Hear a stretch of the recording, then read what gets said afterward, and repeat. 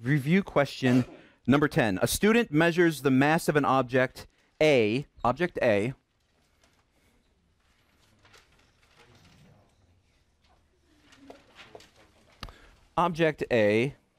measures object A, just on the computer, that's fine. The mass of object A at 50.3 grams.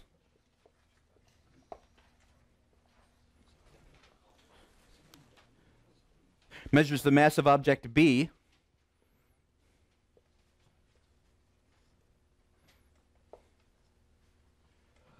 I'm not good at three-dimensional triangles. Oh, forget it. Pretend it's three-dimensional. 200.24 grams.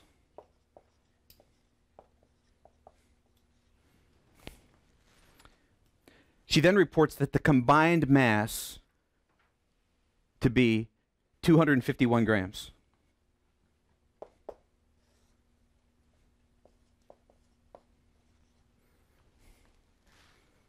Is she correct? Why or why not? Well, if we were just to do the math, right, to add them together, what is the combined mass? Well,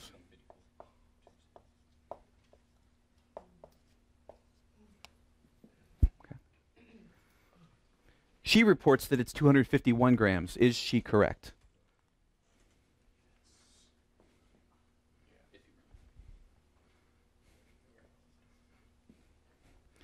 If we round up, which is what most of you that said she's correct, that was your justification, because you said it's 0.5, so we could round up to 51, so she's right. So what do you think is at issue here? What was the concept from the module that we're actually implementing here? Precision, significant figures, right? Accuracy and precision, and use of significant figures. And the rule says that when you multiply or divide, your answer can only have as many significant figures as a factor that has the least number of significant figures. And when you add and subtract, your answer can be as precise as the least precise measurement. So, of these two, which is the least precise? 50.3, because this one only goes to the tenths place. This one goes to the hundredths place. Okay?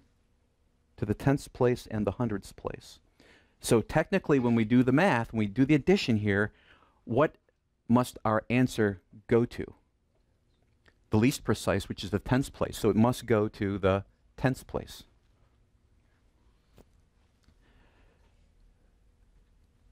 So if I were to actually do this math, 50.3 plus 200.24, my answer would be 250.5. Because we didn't ask you to round up, right? We said, what would the answer be? The answer would be 250.5. Why? Because I can only be as precise as the least precise. Let me put it the other way. Be as precise as the least precise. Why didn't I just write 200? Or 251, 250. I could be, technically if I do the full math, it's 250.54, but my answer can only be as precise and must be as precise as the least precise. So it takes it to the tenths place. So the answer is 250.5 grams. Is she correct? No. Why? Because she didn't apply the rule of precision when doing addition and subtraction.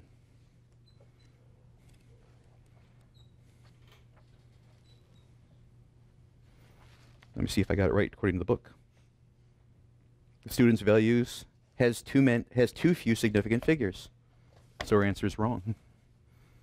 And that's where, if you were asked on the test, add these two numbers, and one of the answers was 251, and you circled it, you'd be wrong. It's not precise enough. 250.5.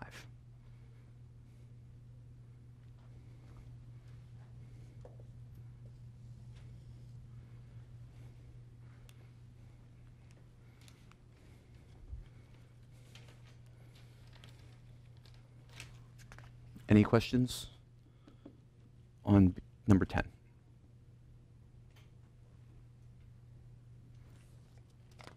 Let's look at 11, A and B. What would be the units of the following calculations? So do I even care about what the coefficients are? Now, in the first one, I'm adding centimeters and centimeters.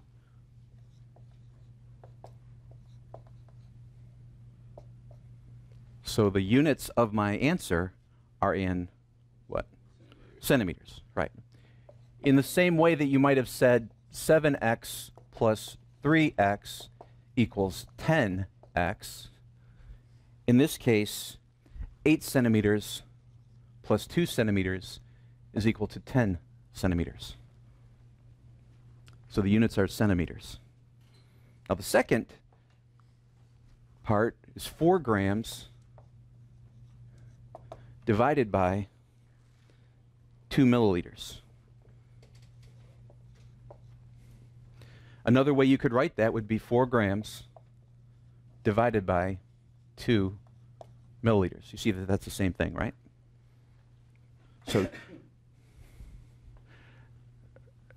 So what is my answer going to be? 4 grams divided by 2 milliliters.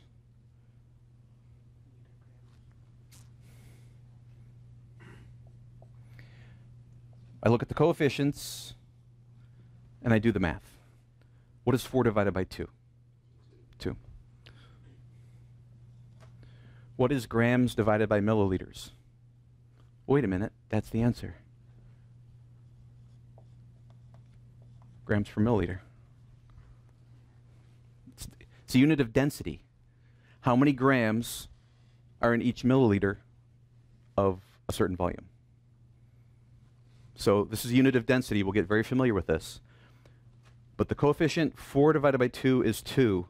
The units, grams divided by milliliters, is simply grams per milliliter. Grams divided by milliliters. So this is our derived units of grams per milliliter. And it comes straight from our setup right there. That's why the next one, number 12, says, which answer from question 11 will be a derived unit? Grams per milliliter. We get to this unit, we derive this unit by doing the math in the setup. Here, we don't derive it, we just carry it forward, we just use it. It's not derived. Here it's created, it's derived. Okay?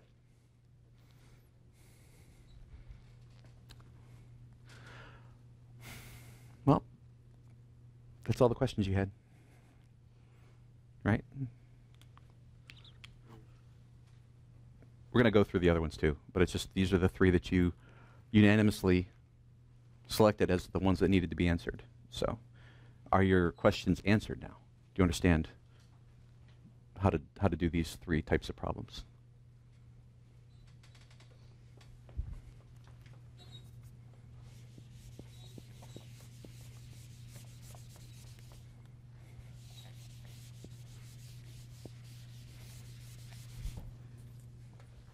All right, starting from the beginning then. Review questions. Number 1. Which of the following contains no matter? I think what probably happened here is you probably read into it and said, which one of these? It doesn't say which one, it says which. If you went to someplace and said, which of these cars do you like? You might pick 2 or 3 cars. It doesn't mean just pick one of them. It says which one? Which of them? Here it's just which of the following contains no matter. Does a baseball contain matter? Yes, of course it does. Does a balloon full of air contain matter? First lab we did. Yes, it does.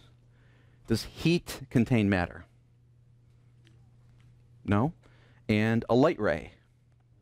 No. So both heat and light are energy, right?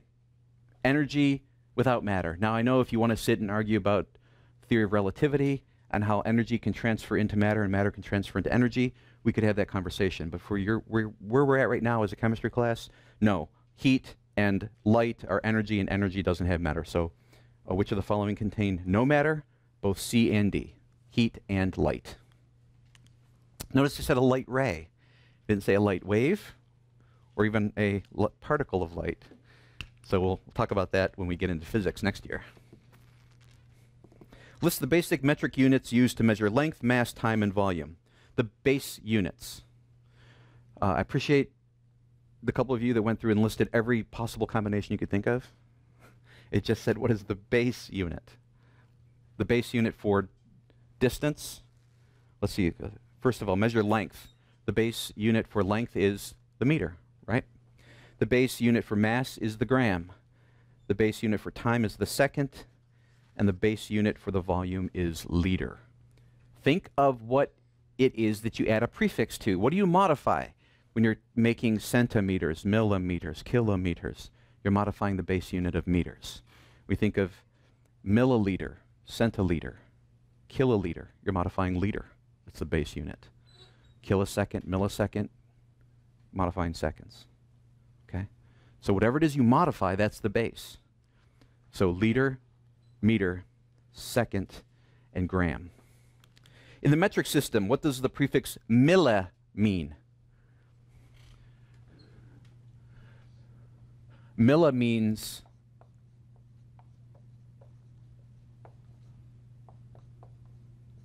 thousandth. Some people wrote thousand. What's the prefix that means 1,000? It's killa, right? Thousandth is milla, not million, milla. So milla is 1,000th, kilo is 1,000.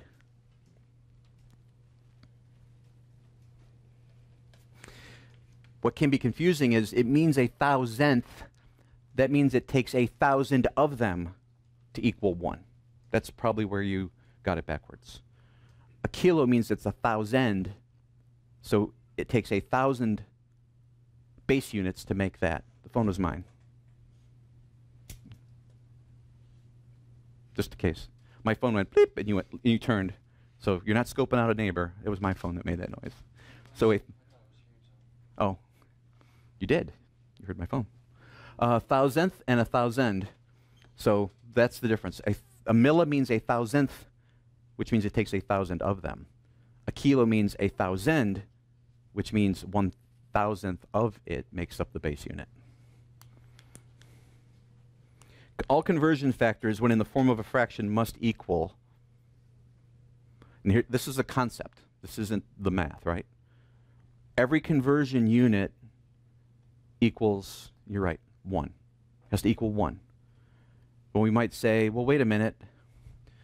I've got 1 kilometer over 1,000 meters.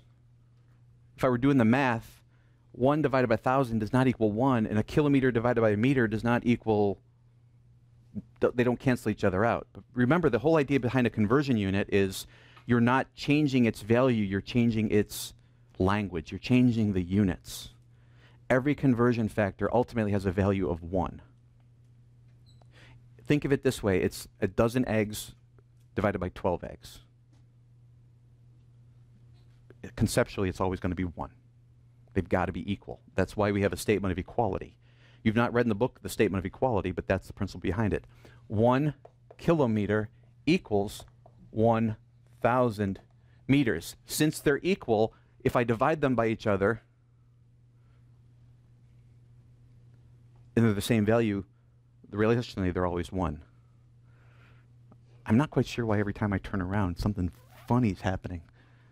So I guess I'll start learning how to write like this, because you're only juniors. You need to have somebody watch you all the time, right? No, hope not. Hope that's not the case.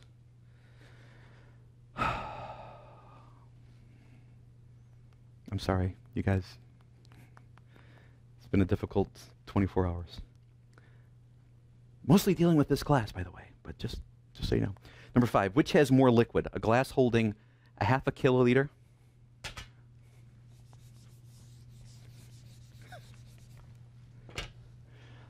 One half of 0.05 kiloliters, right? Yep. A glass that contains 0.05 kiloliters, or a glass holding 12,000 milliliters.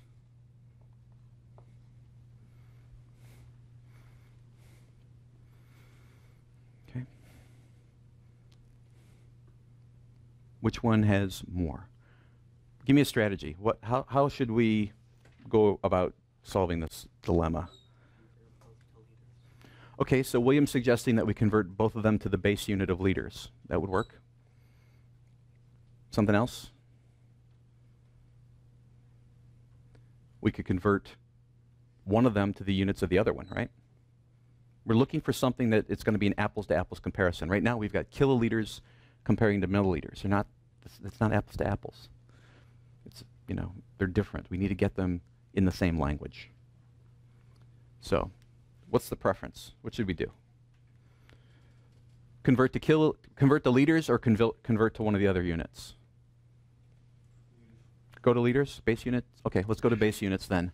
So we've got 0.05 kiloliters. We're going to convert kiloliters into base unit of liters, and we're going to convert milliliters into base unit of liters as well.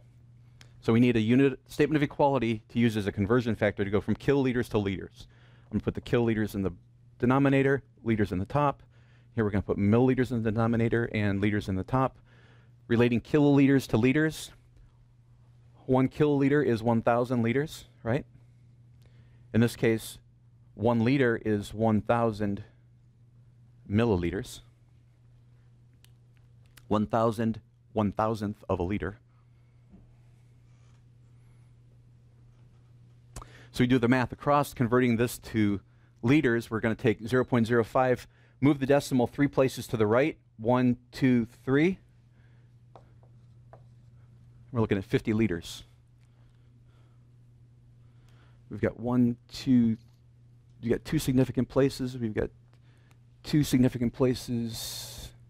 That's going to work. 12,000 divided by 1,000. We need to move it to the left 3 places, dividing by 1,000. 1, 2, 3, and we're left with 12 liters. Which is greater, 50 or 12? 50 liters is greater than 12 liters. If you don't see the logic in that, I got a job for you. Because, anyway, 50 liters is greater than 12 liters in most places, right?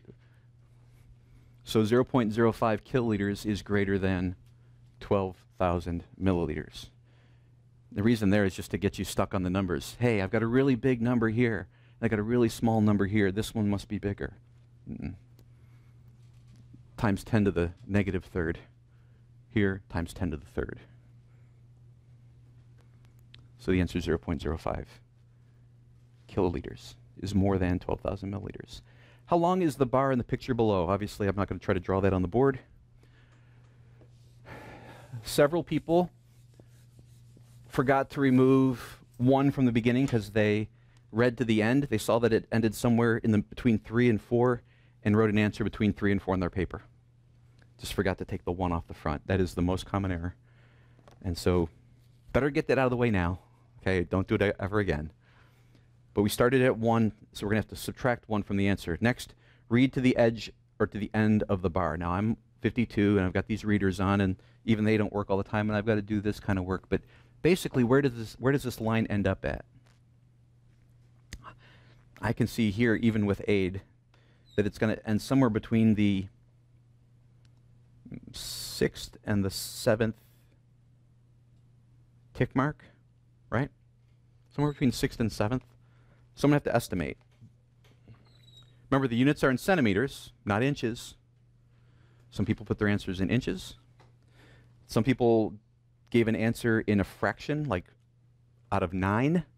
There's 9 tick marks, but it represents 10 movements, 10 places. So this is a metric ruler. It's centimeters, base 10, so it's going to be a decimal point. We are at 2.6 something.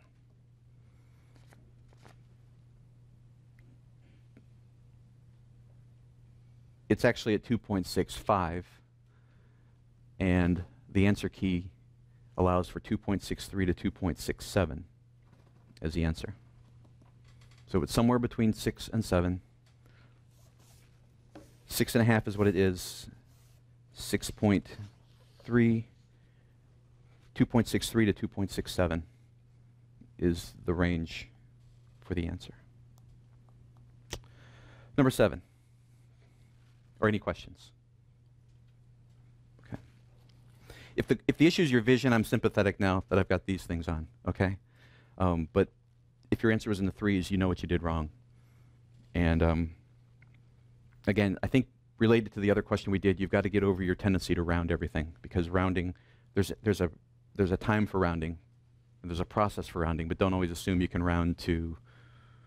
Hopefully here you would have remembered from our class that we need to have at least this answer to the hundredths place, because we can read to the tenths place. We need to estimate the next place. 2.65. Number 7, 2 students measure the mass of an object that is known to be 50 grams. So 50.0 is the right answer. However, that's not what they get. The first student measures the mass to be 49.8123 grams. The second measures the mass to be 50.1 grams. Which student is more precise? Precision is based upon the accuracy of the instrument and the ability of the instrument. How far can it read? Correct? We're going to assume that the student who measured the mass at 49.8123 grams has an instrument where they could read 49.812 and then estimated the next digit of 3. It was 3/10 of the way to the next level. Okay? Not knowing otherwise. We're not assuming that they use the triple beam balance over there where they could only really read to the 10th of a gram and they estimated out too many decimal places. Okay? That's why you can't add more digits than the instrument will allow you to do. So, which is more precise? The first measurement reads it out to the tenths, hundredths, thousandths, 10,000ths place. The second answer reads it out to the tenths place. Assuming they're both done correctly, which one is the most precise? The 49.8123. It's much more precise. Remember, precision does not mean the same thing as accuracy. A very, very precise answer could be very wrong. Let's pretend that this was a distance and the person forgot to subtract the 1 from the beginning. Okay? Their answer would be very, very precise, but not accurate. Which student was more accurate? Now, accuracy is based upon the answer that they provide. How close is it to being correct? You could have you could have just put it in your hand and just totally guessed at it. And guessed 50.1 grams, or guessed 50.0 grams, and got it right from just a completely wild guess. But it could be the most accurate answer, because it's closest to being the correct answer, but it's not very precise. I'm like, oh, it's about 50 grams. Bingo, perfect. I'm the most accurate. But I'm not going to sit here. It's about 49.812374.6 grams, right? I don't have that kind of precision within my ability. Matter of fact, 50.0 would be a wild guess, too. I mean, just admittedly, no matter what it was. So the first student is more precise at 49.8123 grams. The second student is more accurate at 50.1. Why? The difference between 50 and 50.1 is 1/10 of a gram. The difference between 49.8123 and 50 is about, let's see, 0.177, let's see, 0.18, just under 0.2 grams. So the second one is more accurate, but the first one is more precise. Explain what a significant figure is. I gave this to most of you. Okay? Explaining what a significant figure is, actually the root of a significant figure is how precise the instrument can read. It's significant if it can read that far. Okay? We didn't spend a lot of time on that. We spend a lot more time on how to identify it once we've got it written down.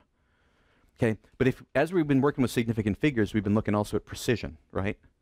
And that comes from the root of the instrument. So the answer is, what is a significant figure? Let me read it from the book. A significant figure is a measured digit that comes from a measuring instrument. Okay. But if it comes from a measuring instrument, usually we write down what we've done is write down the measurement and then figure out how many significant figures does it have. So before you even get to that place, you've got to have a measurement to work with. So significant figures comes from, it's read from the instrument. How do we come up with that measurement? And then we can go through and say which of those are significant. Like, remember we had an example, I used Avogadro's number, 602, and then 23 zeros after it, or 21 zeros after it, okay? Well, when we sit down and figure out how many of those are significant, we have to go back to, well, what could we actually read if we had a tool? You know, that's a bad example, because, again, that's a concept. It's so big, it's hard for us. But ultimately it comes down to, what kind of tool did I have that could create the measurement that I could then go back through and say, okay, which ones are non-zeros? Which ones have a zero between two significance? Eliminate the leading zeros. And then trailing zeros. And especially that idea of trailing zeros. Remember, trailing zeros, if they truly belong in that measurement, they had to have been read. An instrument had to come back and tell you that it's actually 0.00000000. You just don't add zeros for the fun of it. You actually had to have a tool that told you there were that many zeros that you could legitimately write as part of that answer. So I don't believe I took off any points on number 8, unless you were just completely making it up.